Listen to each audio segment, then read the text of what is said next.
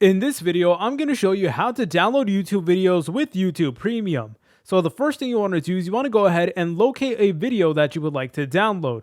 For this video, I'm going to be downloading a video made by my friend Ruri123, so shout outs to you, my bro. And then the next thing you want to do is you want to go to the bottom like so, and then if you scroll more towards the right, you will now notice that we will get an option that says download. So all you want to do is you want to go ahead and press on that button like so, and then you will get the option to actually pick what quality you want your video to be. So it could be full HD, 720p, 380p, or even low 144p. So this is completely up to you. And it'll also tell you how much storage it will take up in your device. So again, just make sure that you do have enough storage and that you have a stable internet connection.